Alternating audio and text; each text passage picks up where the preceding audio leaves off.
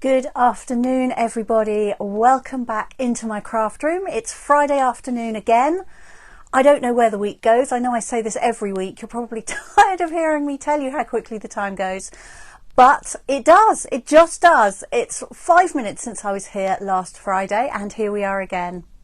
Well, this morning was beautiful here in the New Forest. The sun was out, the sky was blue. I've got a big oak tree opposite the desk in my craft room, just outside the fence, and I was watching the rooks nesting, and it was gloriously spring-like. And now it's clouded over, it's grey, it's feeling very cold, and it doesn't look quite so much like spring out there anymore. But I guess that's what we need to expect at the beginning of March. But I am looking forward to some warmer weather coming. I'm sure it will come at some point. And to more of the bulbs coming out in the garden. There's a few things in flower, lots of things with buds on. And the worst of the winter, fingers crossed, is over. Although they keep talking about a beast from the east, don't they? I think it's probably tabloid newspaper wishful thinking, but hopefully we won't get any snow.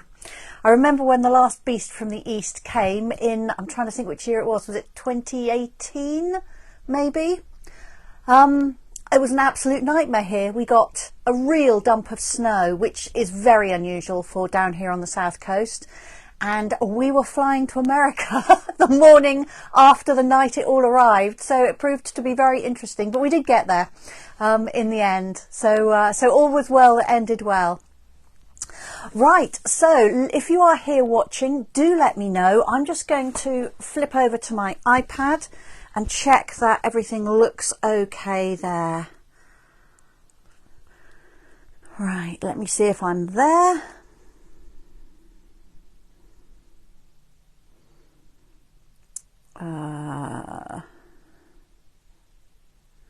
Yes, it looks like I am. Hooray. Okay, so let's pop that there. So if you are here, let me know. Let me know how the volume is sounding. Now, I've had some comments via YouTube in particular about the volume on my live videos recently. As you probably know, I upload them to YouTube. You might even be watching this on YouTube after the event.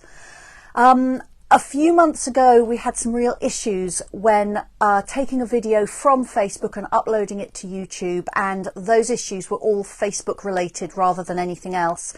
And although I apologise profusely if the volume is dodgy today for you, then all I can tell you is it's out of my control. I've done a lot of testing again this week. I've also made 6 videos and uploaded them straight to YouTube, so they weren't Facebook Lives, they were separate videos I've uploaded, and on every single one the volume is consistently good. It's not too quiet, it's not too loud, it's not coming and going. It doesn't matter where I move my head because my microphone is a non-directional microphone, and it's all been fine, which does prove to me that it's nothing to do with my equipment or anything I'm doing this end. So I'm hoping that it will be okay. Mary is saying it's looking and sounding good. Hooray. Thank you, Mary. That's really helpful. So I hope that will be the same for everybody. And if you are watching this later on YouTube, then I really hope that it is okay for you. It really helps me if you can like and share what I do, whether you're watching on Facebook or on YouTube. And if you are on YouTube, then do hit that subscribe button because that would be great for me as well. It mainly helps other people to find what I put out there. So that's brilliant if you can do that for me. Now I've got some notes here of things that I need to remember to tell you. But first of all, I want to know what you're doing this weekend. Let me just check and see if I've missed any comments over there. No, I can't see anything. Can't see anything else there. So let me know what you're doing this weekend. Now, you may remember that last weekend I said I was going to tackle the world's biggest pile of ironing, which I duly did. I did an hour and then I'd more than had enough. I detest ironing. I'm not very good at it, despite having ironed for many, many years. So even what I do doesn't look great afterwards, which is very frustrating. But I did do an hour. So I'm going to be doing another hour of ironing this weekend and hopefully get that pile down a little bit longer, a little bit more. I'm also going to do another one of my online mixed media art lessons, which I'm looking forward to. And on Sunday in the afternoon, I have a choir rehearsal, which is always a high point of the month. So I'm looking forward to that very much. So I would love to know what you're going to be doing this weekend. Let me know in the comments. So things to tell you about Stamping Up. If you would like to come to my April card class or to do the card class by post for April, you need to let me know by 5 p.m. today, please. So don't go and do it now, but scribble yourself a note, and as soon as we finish crafting, let me know that you would like to book. It's also the last day to book the By the Bay sampler, I think. I'm looking at my list and double checking, but I'm sure it is. Let me find my list. Yes, it is. It is. I'd written it down and then I thought, I don't think I checked that. But yes, the By the Bay sampler. I'm not going to show you that again. I've shown you that several times over the last month. But if you would like one of those with card and paper and embellishments from the By the Bay suite, please let me know by 5 p.m. today.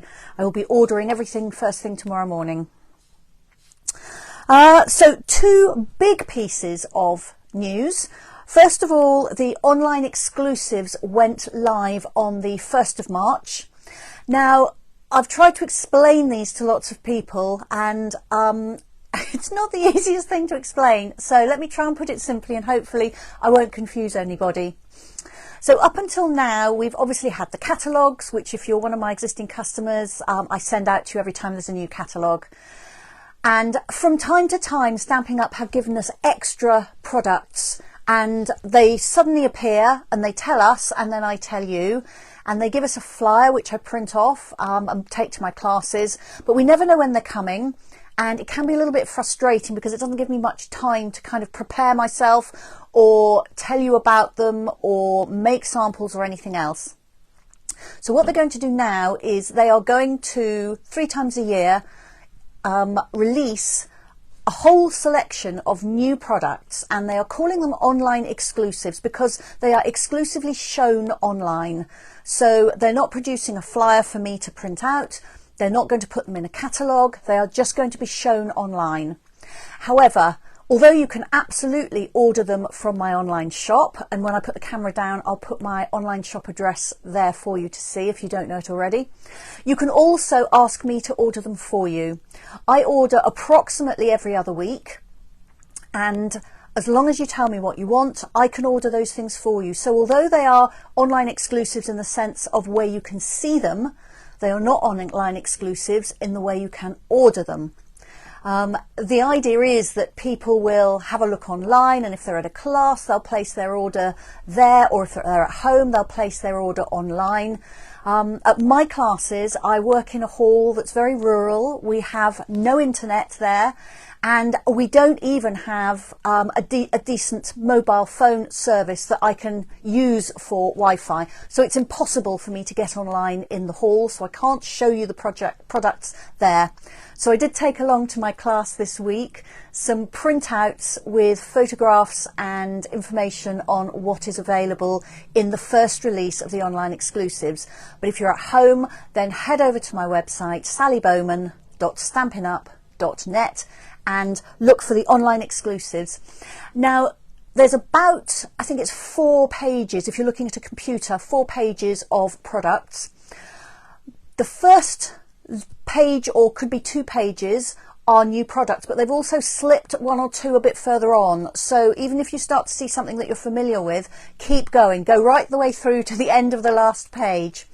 What they've done in the same section, they have put in all the kits, because again, the kits don't appear in a catalogue, so they are effectively online exclusives too.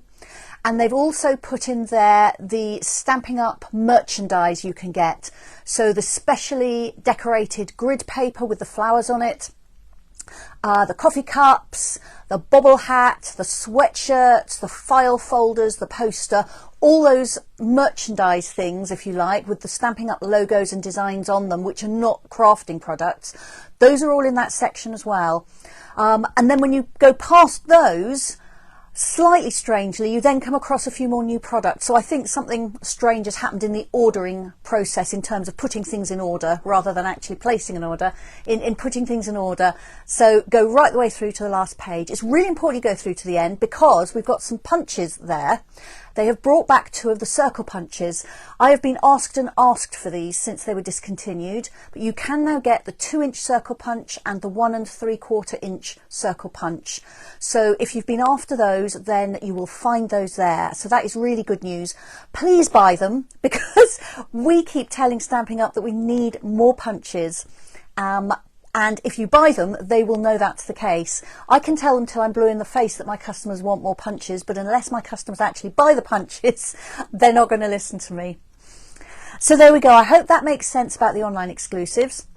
I can't tell you how long those new products are going to be available for, because Stamping Up haven't told me. My guess is that things that are really popular, they will reorder if they can get hold of them quickly. And things that are not popular, once they sell out, they will be gone. If something disappears completely from the online shop, then it has sold out and it's not going to come back. If it's something that has merely gone out of stock, but they're going to get more stocks in, then it will actually say under it currently unavailable. So if it says currently unavailable, you can be sure that they are going to get some more. And if you ask me, I will probably be able to give you an indication of when they're likely to come back into stock. Right, so I'm just checking my list. I think that is everything I wanted to say about online exclusives. Yes, it is. The second thing I need to talk to you about is colours. Now, if you're on my mailing list, and if you're not but would like to be, let me know and I will add you on. But if you're on my mailing list, you will know that in last week's newsletter, I talked about a possible colour refresh. So a colour refresh is something Stamping Up have told us they're going to do every 3 to 5 years. And what it means is they have a look at their 4 main colour families. They look to see which colours are popular. They look to see which colours are not. They look to see which colours are missing from perhaps current trends, or to balance out the colours that are there. And then they take some away and they give us some new ones. So we are going to get a colour refresh this year. It'll coincide with the launch of the new annual catalogue at the beginning of May. And I will be able to tell you at the end of March which colours are disappearing, and I hope what the new colours are going to be. So we've been officially told it's going to happen, and I will get more information on the 29th of March. But until then, I have no idea which colours are going to disappear. My really strong advice to you is to have a look at your craft stash. If you have an ink pad that you don't have a re-inker for, please order a re-inker. I'm going to cough, sorry. Let me just have some tea. I've been talking a lot. It's dried out my throat. Yes, if you have an ink pad but no re-inker, please order yourself a re-inker and do it soon. Once we get towards the 29th of March, things will start to sell out. Certainly once the colours are announced, anything that's disappearing will sell out really, really fast, and Stamping Up will not be restocking them. So at the moment, they are restocking colours, but they will not be when we get towards the end of the month. So that's re-inkers. If you have a re-inker bottle for your ink pad, or if it's an ink pad you absolutely adore, maybe 2 bottles of re-inker, you can re-ink that ink pad and use it for years. But if you don't have a re-inker, then once that ink pad has dried up, there's nothing you can do, and there's nothing I can do to help either. So check your ink pads and make sure you have a re-inker for each one. And I usually advise that always advise actually, that if you're buying a new ink pad, get yourself a re-inker at the same time. They're not hugely expensive and it saves a lot of heartache later on. If there's a colour you love and you haven't got much card in that colour, then order a pack of card as well. And again, do that before we get towards the end of March. So that's my public service announcement for that. Right, there's a lot of talking from me. So in a moment, I'm going to turn the camera down to my desk. What I'm going to be crafting with you today is cards where words are the focal point. So we have quite a lot of sets of stamps with quite large scale words or selections of words that you can put together to use as your focal point instead of using butterflies or motorbikes or, I don't know, birds. So that's what I'm going to be crafting today. I'm going to cover you over as I move the camera and hopefully move everything so you can see what's on my desk and do it quickly and efficiently. The last 2 weeks we have had breaks in transmission, so I have my fingers crossed that today will not be a repeat. They say third time lucky, don't they? So let me very carefully move everything down, and hopefully I will have got things mostly in the right place. And I will be, oh, I know what I haven't done. I haven't pressed that magic button. Let me just cover you over and do that again. So everything was upside down. So let me just do that.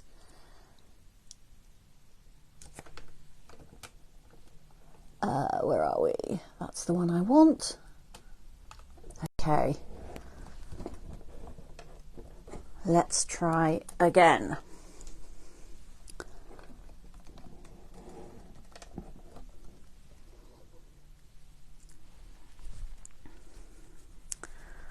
Right, that is not bad, is it? I think I might quit while I'm ahead and call that it. I'll just coil up that cable.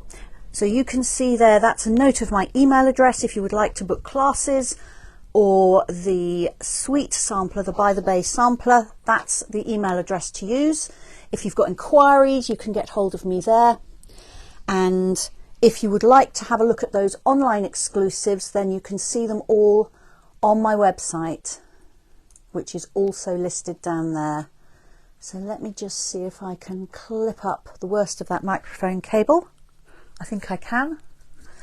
There's a little bit of shadowing there because I've got the lights on. I will put on another light if necessary, if it looks like it's going to become really kind of off-putting. So let me know if the shadows are too much for you.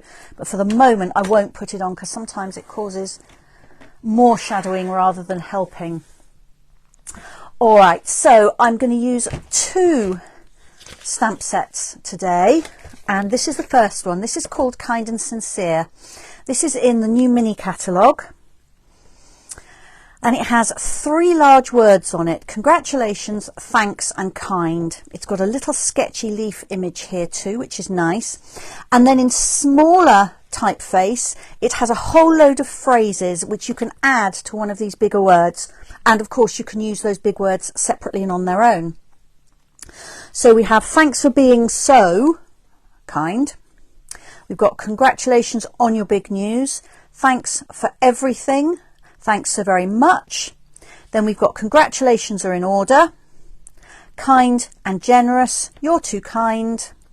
Warm thanks we could have, or we could have warm congratulations. We could have thanks again. Congratulations again. Kind friend.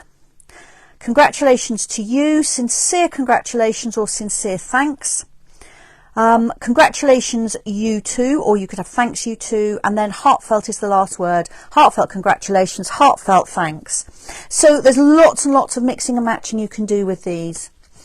So let me show you first of all a sample card, and then I'm going to make one that's slightly different. So I've made a long and narrow card here, which I wanted to do so that I could use one of these slimline envelopes. I've shown you these before. They come in a pack with 3 colours. The smoky slate, soft succulent and basic white. They've got a pattern inside the flap, and they are really nice envelopes. So I've made a card to fit that. I've used the texture chic paper on it and the coordinating dies, and then I've used thanks so very much from the Kind and Sincere stamp set. Inside I've just added some paper so that I've got space to write what I'm saying thank you for. So I'm going to make a different version of this, and I've got some measurements for you. The measurements will alter slightly depending on which of these large words you're using. So the thanks obviously is shorter than the congratulations, and kind is the shortest of all. And also I've used so very much, but if you use thanks for being so, it's much longer. So you will have to adjust the size of your sentiment pieces a little bit, but I've given you all the information on the other layers. So that's that one, and I'm going to team that one with a soft succulent envelope. So let me bring in some bits to make a different version. So I've gone with different colours. Got some classic matte dots, which I think I'm probably going to use.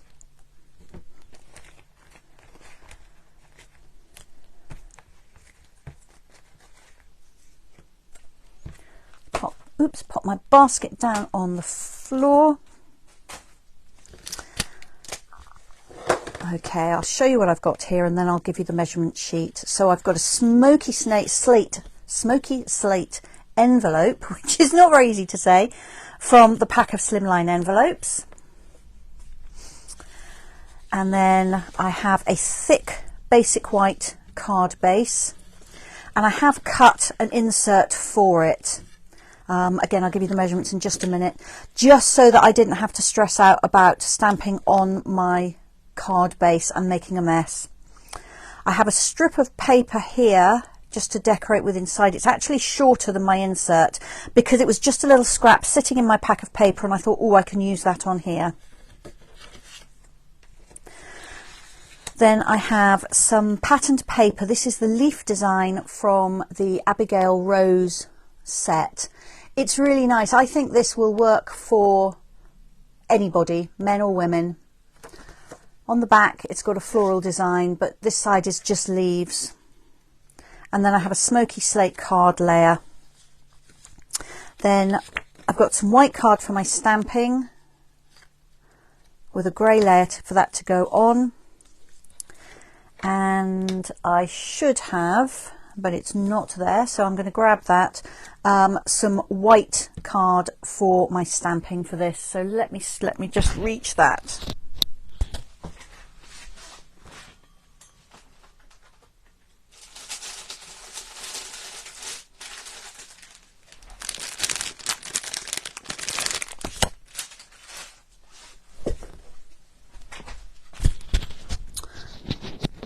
Okay, so I'm going to stamp my small words on that and then trim them down, which is a bit easier to do. So here are the measurements. So my card base measures 8 3/4 by 7.5, and I've scored it portrait, which is the short edge at the top. It's not so easy to see on something like this. It's almost a square, but the shorter edge is the top. That's the 7.5 inch edge. And I've scored it portrait at 3 3/4 inch. Then my contrast card is 8.5 inches by 3.5 inches. My patterned paper is 8 1/4 inches by 3 1/4 inches. And then I'm going to use the congratulations stamp on this. So the paper that I'm going to stamp for that is 5 1/4 inches by 1 3/4 inch, and then the contrast card to go with it is 5.5 by 2 inches. And then I'm going to add are in order, so it reads congratulations are in order. So I have my scrap of white, which I'll cut down in this instance to 2 1/8 inch by 3/8 inch. And I've got my contrast card ready cut, 2 3/8 by 5/8 inch.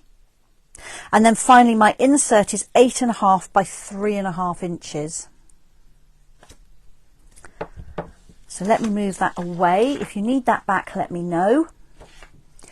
And there's just a little bit of light stamping to do on this. So first of all, I'm going to stamp my congratulations.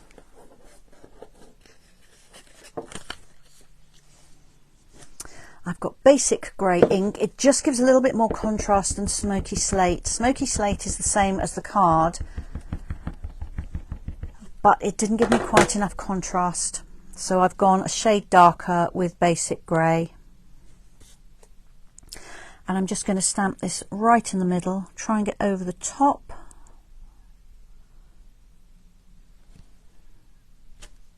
There we are. And I thought at first, when I first used these stamps, that I'd just not stamped this one very well, but actually it's like a sort of a sketchy look. So there are some little gaps in some of the down strokes on the letters, and that is supposed to be like that. It makes it look as if it's been hand written. So that's my congratulations. Then I'm going to stamp the second part of the words, so are in order.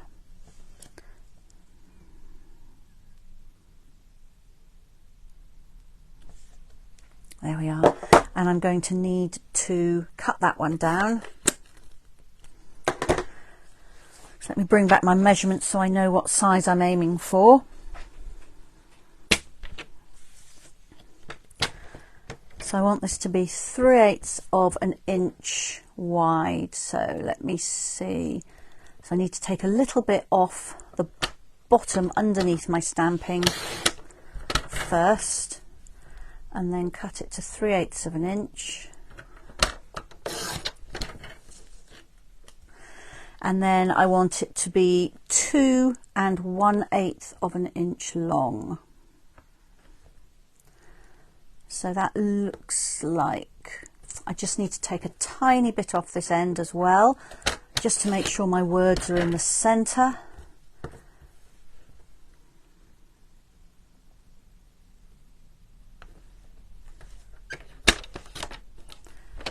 There we are.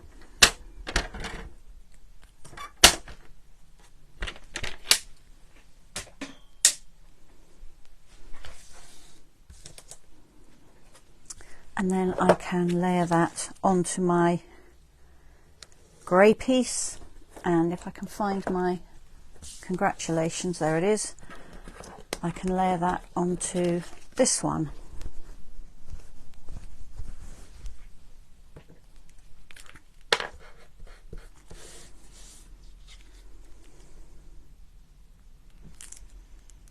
So when you're using words as the focal point, you can actually then focus all your attention on the background. You can pick some patterned paper, you can create a background using various inky techniques, you can use some embossing, and you can go to town perhaps a little bit more on the embellishments, because they're not going to be fighting with an image.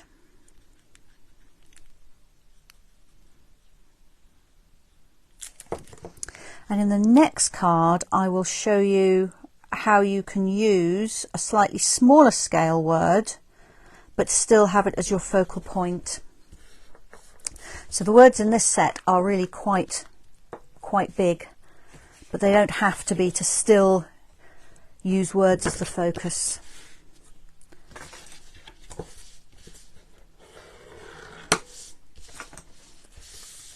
Alright, so these are the layers for my card front. I've got that lovely leafy patterned paper.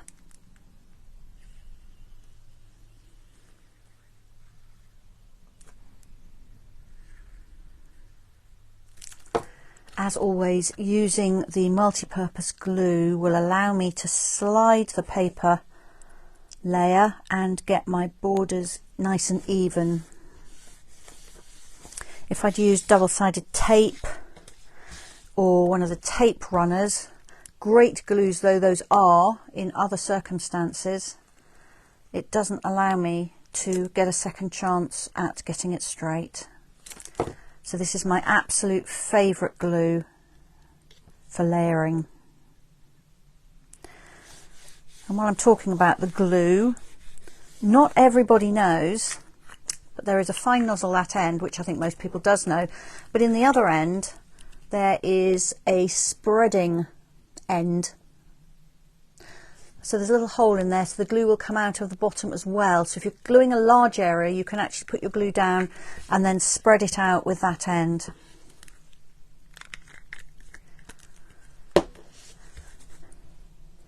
Alright, so let me get this in the middle. So I'm going to use my grid paper here. I've got a cross in the centre here. So if I make sure that I've got the same measurement to the right and the same measurement to the left, then I know that my card is straight. So 1, 2, 3, 4 inches. Okay, and here we have 1, 2, 3, 4 and 4.5. And there's only 4 1/4 that way. So if I move it half a square, which is an eighth of an inch that way. There we are. So now my card is exactly centered on my grid paper, which means that I can center this really easily too.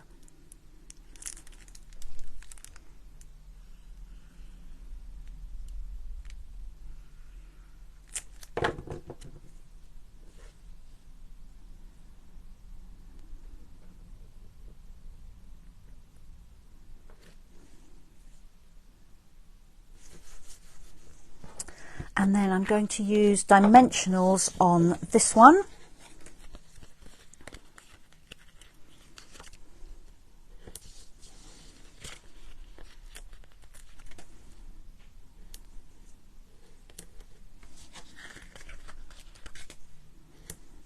There we are.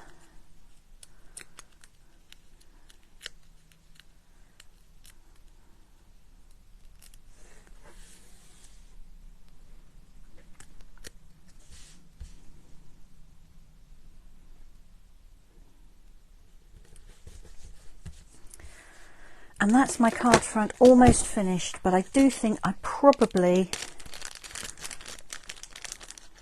want to just add a little bit of subtle embellishment to that. So these are the classic matte dots, and there are some basic grey ones in here. So let me pick up some of those.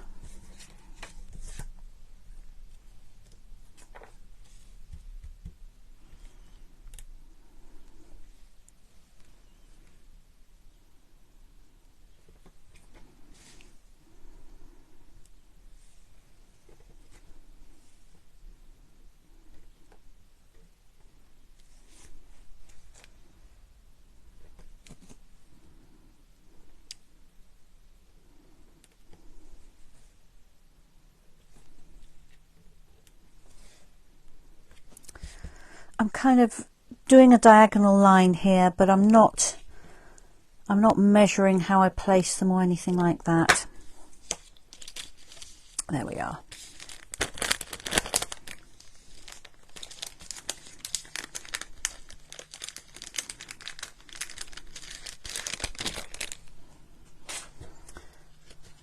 So there's my card front.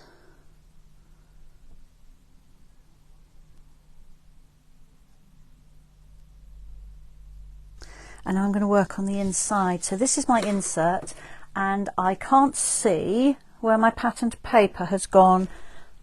I know I had it because I showed you, didn't I? Let's see, is it slid underneath here? No. How do things disappear on desks like that? Oh, there it is. It's on the floor behind me. Right, I'm just going to pick that up.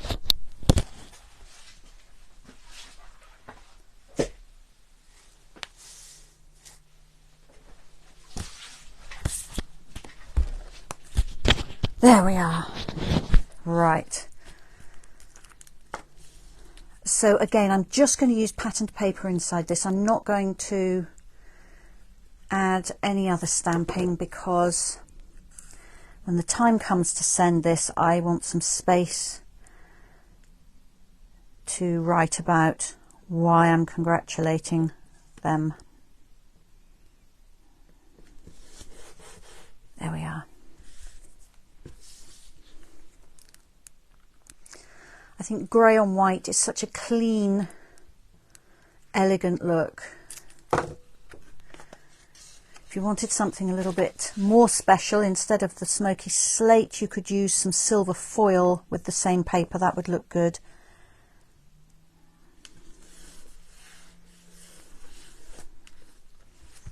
And there we are. That is my card finished. We have the front and the inside. And although it's the same design as the first one I showed you, it's got a very different feel to it. So let me pop both of those there for you to see, and I will drink some tea while you do.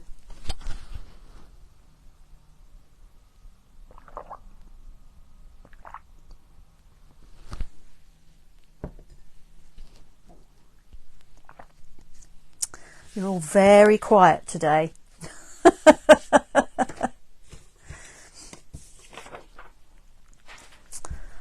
Okay, so I'm going to put those two stamps right out of the way and clear away my ink pad and my bits and pieces and make something else for you. Now I'm going to use my Stamparatus for this next card. The stamps I'm using are slightly smaller, so I'm going to repeat stamp them to make a little bit more of an impact. So I'll talk to you about my Stamparatus in just a moment. The stamps I'm going to be using are Biggest Wish.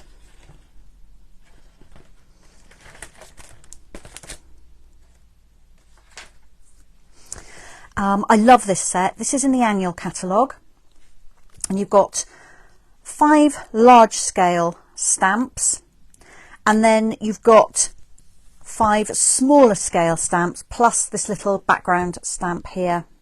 So you've got thanks, birthday, happy, hello and friend in this large block font, and then in the script font we've got thanks, birthday, happy, hello, friend again. So you can mix and match these, create your happy birthday, hello friend, and so on and so forth, either using them separately or combining them together. So let me show you the card style that we're going to make, and then I'm going to make a different version of it. So I've done this one in greens, and I've repeat stamped this block birthday, and I've used a series of greens. I've picked out the bluer greens because I wanted them to coordinate with this paper. This paper is from the Enjoy the Journey set. I've mostly used the flip side of the papers, which have got the scenery on them. It's just beautiful, those papers. I've got through packs and packs of it. But on the other side, we've got some more kind of background patterns, so that's what I've used here. My ink colours here are Mint Macaron, Soft Succulent, Shaded Spruce, Garden Green and Evening Evergreen. These two greens, Soft Succulent and Evening Evergreen, are definitely due to leave us because they are in colours. Now, they may be brought back. I really hope Evening Evergreen will actually be put into the permanent colour collections when they do the colour refresh. It's one of my all-time favourite greens, but I don't know if it will be or not. So for the moment, assume that it won't be. So that's my block stamping there, and then I've also stamped the script word on some separate card and cut it out and added it over the top. And then, I don't know if you can see, I've popped it up on dimensionals. And then inside, I've stamped Happy Birthday using the 2 separate stamps, one script and the blocks. And this is quite a large card. This one measures 8¼ inches by 5¾ inches. You can get it out of an A4 sheet, the base card. It's about as big as you can go with A4 card without joining pieces together. So I'm going to make a different version of that now. And I've got some measurements for you, and then I will explain how to do the repeat stamping. I'm actually going to do some rainbow stamping.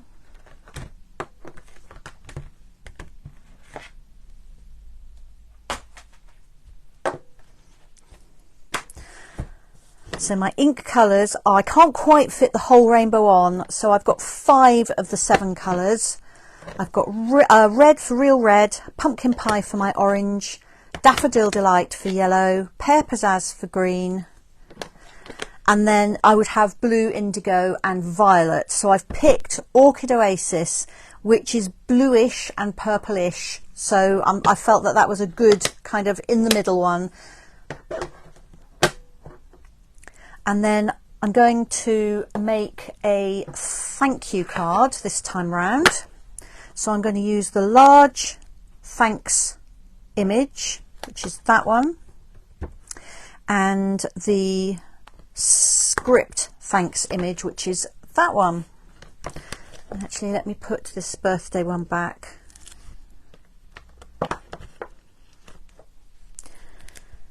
Those are left from earlier, and I'm going to need those blocks.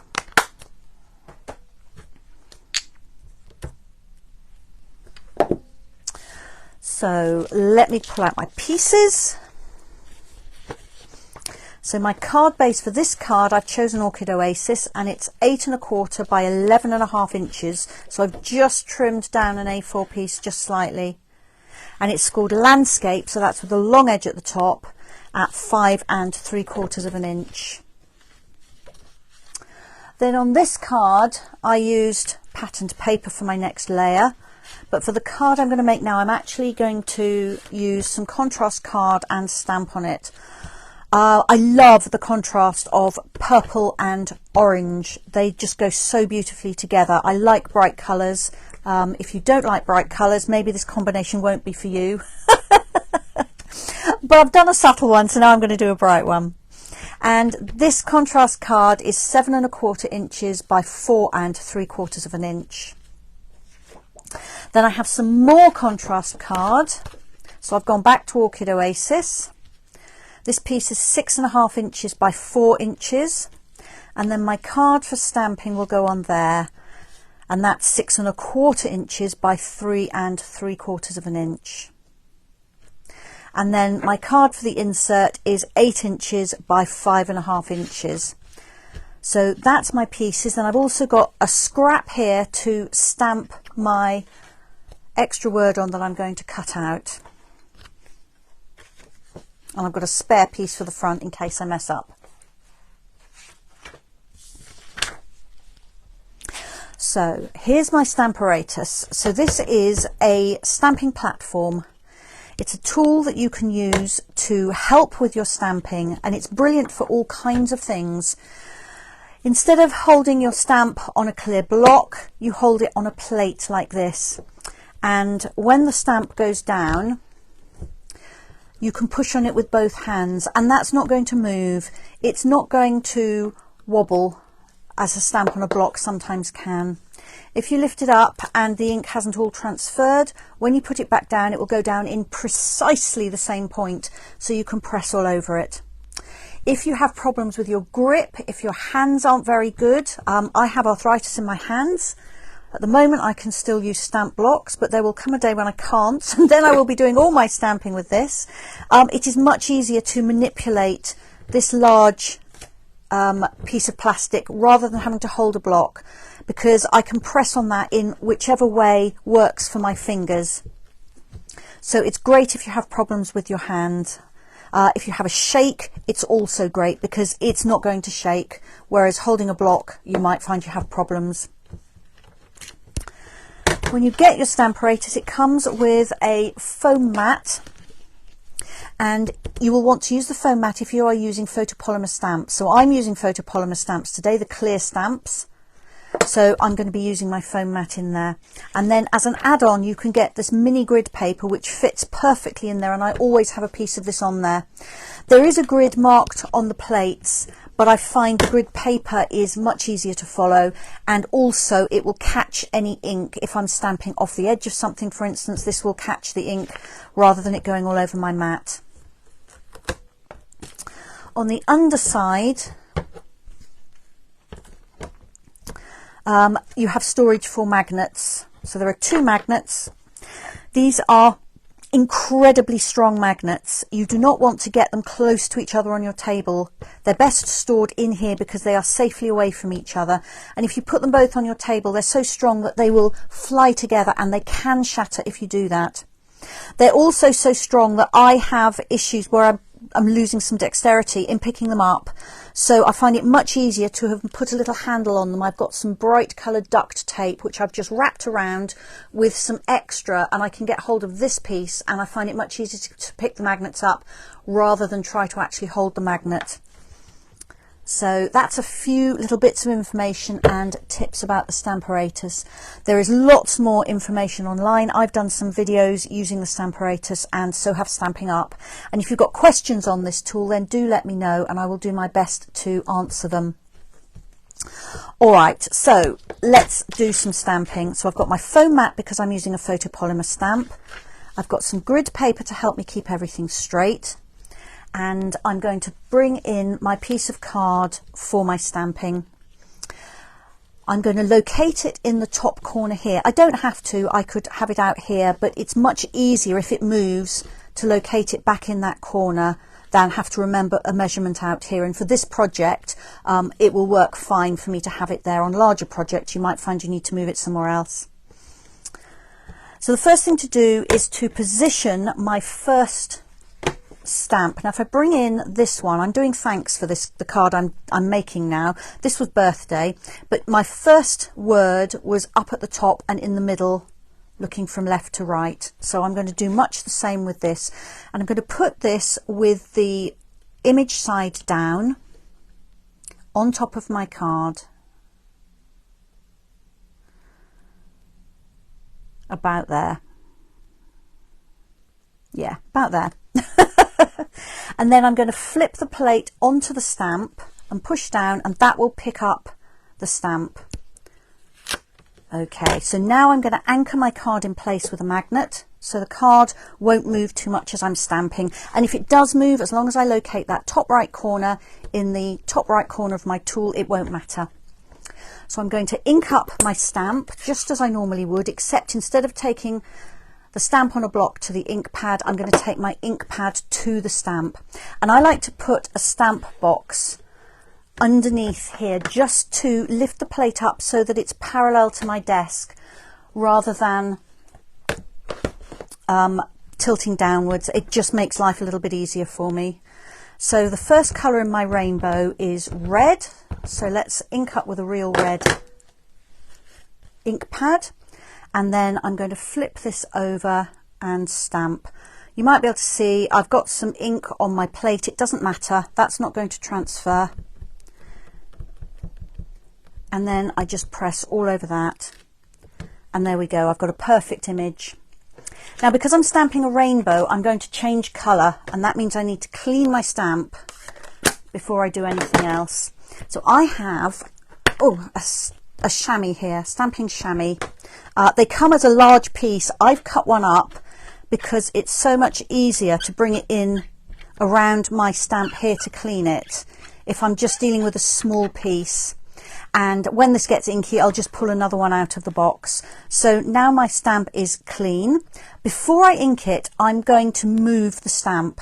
Now the beauty of this tool is because the hinges have got breaks in them, you can do something which is called the Hinge Step Technique. So I'm going to lift up the plate vertically and pull it out of the hinge.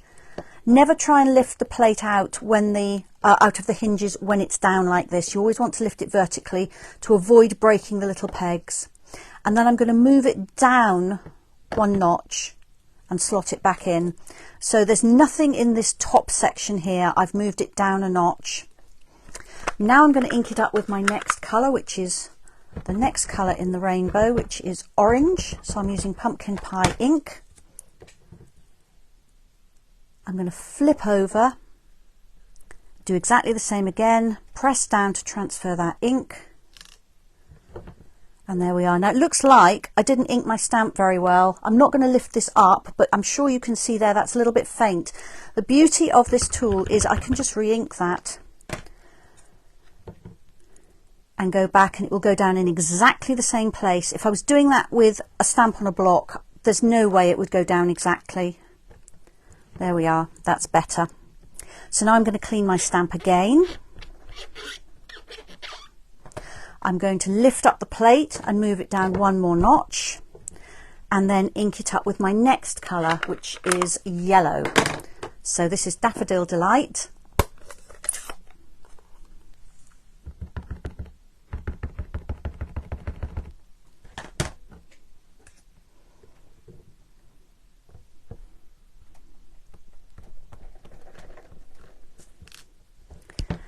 And there's my yellow word.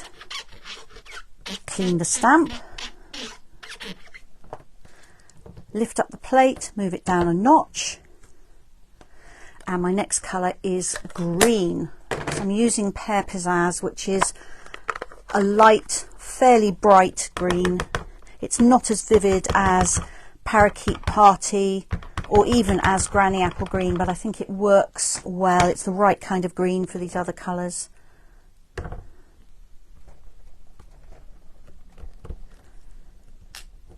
There we are. And actually that's a little bit blotchy, so I'm going to do the same again, re-ink it.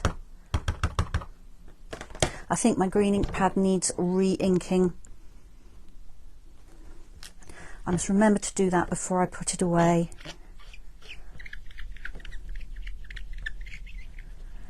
And then finally, I've got one more colour to add. So I'm going to lift the plate, move it down a notch. I'm going to shut up the green one so I don't lay my sleeve in it. And then bring in my last colour, which is Orchid Oasis. So as my card isn't big enough for all the colours of the rainbow, this is my kind of blue, indigo and violet all in one go. There we are. Oh, and there we go again. So can you see I didn't press properly? I've got ink left on the stamp, but I can just put it straight down, press in the right place, and then I've got a perfect image. So the Stamparatus is great. If you struggle with stamping in any way, or even just to correct those things that even somebody like me who stamps every single day, sometimes for hours at a time, the mistakes that everybody makes, including me. So I'm just going to take that stamp off there, replace this back at the top just so it folds down nicely, and move on. So let me pop my tool out of the way. I need to drink some more tea because I can feel my throat drying up.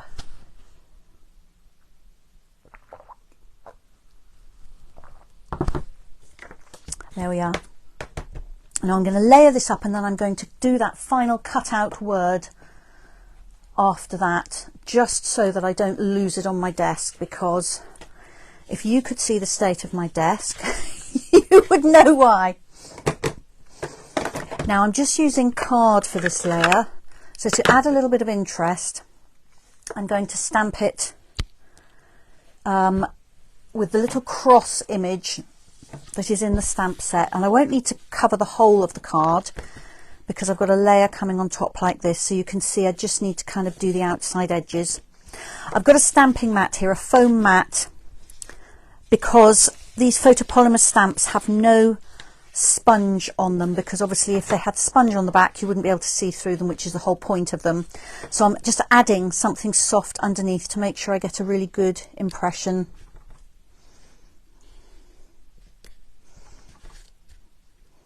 Hi Belinda, thank you. Belinda says it's a lovely use of this favourite stamp and a great idea for the elusive masculine cards. Yes, yeah, I have days when I really struggle to come up with men's cards. So yeah, I think you're right. I think this will do the job. So thank you for that, Belinda. So I'm using pumpkin pie ink to stamp all the way around the edges of this. It will take me just a couple of minutes, and I'm re-inking my stamp every time, because otherwise I will get differing lights and darks of the ink. If I just show you on here, so if I ink the stamp and then stamp, and then if I stamp again without remembering to re-ink it, that is much paler. Now sometimes I do that intentionally, but for this I want all my little crosses to be as dark as the ones next to them. So I'm making sure that I re-ink every single time, and I'm turning either the stamp or the card, or actually both probably, just to make sure that I don't end up with a line. Sometimes you want a very regimented line, but I don't in this case. I just want a scattering of little crosses. And I am going off the edge sometimes, again, just to make sure it's not too regimented. The best way to do this is to think about something else. If you've been stamping a little while, you'll probably find that one section of your brain can ink and stamp without having to think about it too much, and the rest of your brain can be thinking about something else, and that stops you analysing where you just put the last image and wondering where to put the next one. It always looks better if you can do it randomly, and I find that random is much easier to achieve if I'm thinking about something else. So I've just got a little bit of a gap here, so I'm just going to pop one in there, and then I think I'm happy with that. And I can see by putting that card layer on that that's going to be big enough. All right, so let's start to layer up. I'm awfully inky. I'm hoping I'm not going to transfer any of that to my card.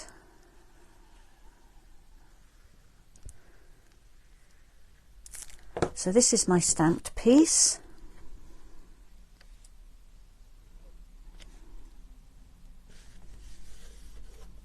Oops. Make sure that my borders are straight. Then that's going to go onto here.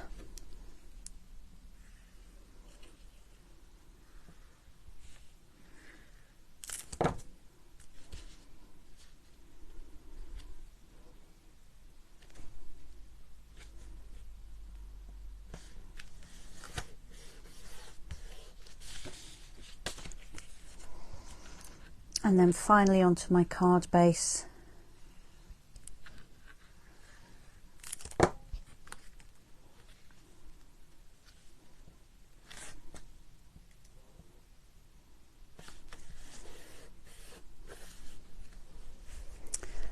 Right, yeah, my foam mat is still under there in central because I'm now going to stamp that little word. Let's put this on a slightly bigger block. I'm going to cut it out so I don't have to worry too much about it being straight on the block.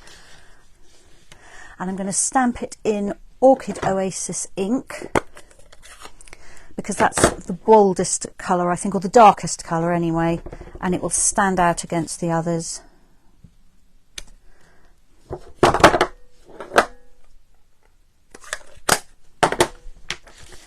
Pull out that mat so it's not in the way, and then bring in my nice sharp scissors and do a little bit of fussy cutting.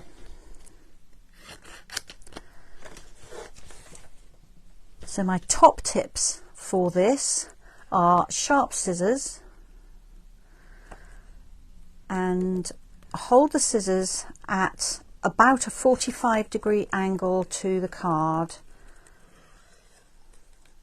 So I'm not holding the scissors like that, they're actually tilted slightly, and that gives me a much better view of what I'm cutting. And then I'm moving the card around, not my scissor hand. So my hand with the scissors, other than opening and closing the scissors, is staying pretty much still, but my other hand is guiding the card into those scissor blades, and you can actually get really smooth cuts then. Yes, it takes a little bit of practice. I've been cutting things out for a very long time, but it will come with practice. I have 2 children, and my son in particular used to love to do cutting out. From really quite a young age, from about 3, we used to often sit down for an hour or more with him, and we would have catalogues or magazines and cut out pictures, and then we would glue them down and make scenes. So he knew the word collage from quite a young age. And I will never forget when he went to nursery school, they were absolutely astounded at his cutting out skills. Like I said, it was really unusual to have such good control of scissors at such a young age, and it was simply because he'd been practicing. So it's not just 3- and 4-year-olds who improve with practice. We can all improve with practice. So if you find cutting out small things awkward, then one way to improve is just simply to do it a little bit more often. Let me put that on there. I think you can probably see it a little bit better there. So I've just cut around the outside of that word, and I've left a border of the white card showing around the word. I haven't gone and made little holes in it where I've got the loops, and I haven't gone too far down where you've got these kind of loopy ups and downs. So it's actually very approximate cutting out, but it works absolutely fine. So I'm going to put some dimensionals on the back of this, and then I'm going to put it approximately there. So I've got my mini dimensionals here because some of the spaces on this are quite small. But if you've only got big ones, just cut them in half or a bit smaller, and that will work just fine.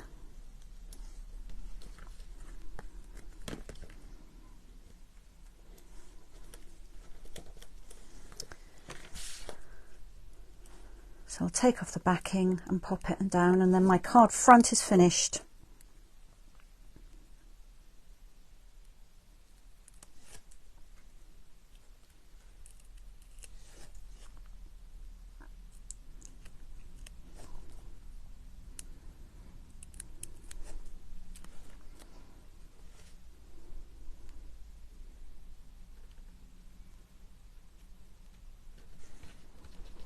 There we are.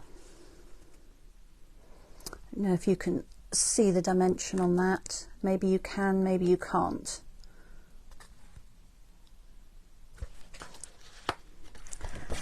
So now I'm going to do the inside. I'm actually going to bring back my foam mat and just stamp a few of those crosses onto my insert.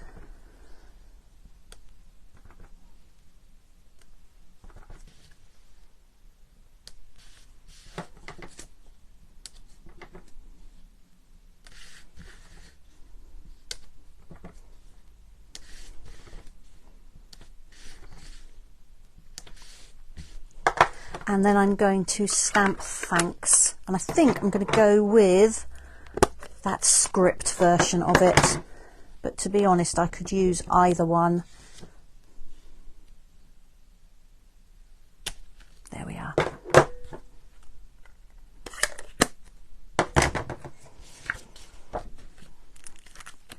And now I'll pop that inside and we will be done.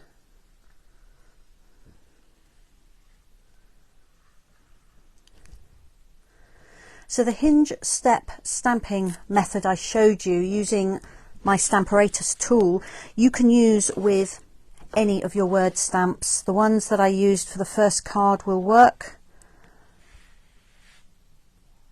And it's a really fun way. And if you have smaller scale words, then you can do exactly the same. And in fact, if I reach it and show you again, if you use one of the plates, instead of down the side, along the top, I've just put that stamp there very quickly, then you can stamp down, and actually I need to put it at the other end, there we go. So you can stamp here and then move it along to the left and stamp in lines across. So you can do exactly the same technique either up and down or from side to side.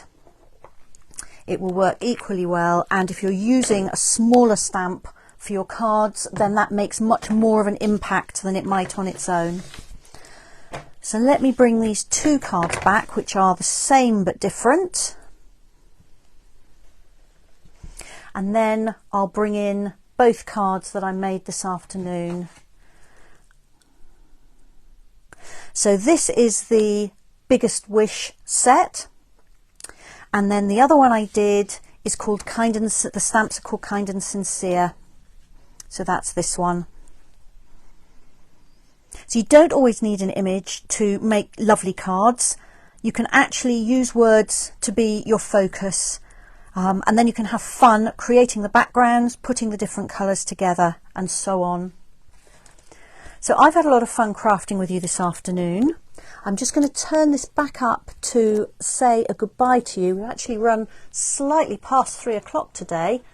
Time flies when you're having fun, doesn't it? So there we go. Okay, up a little bit more.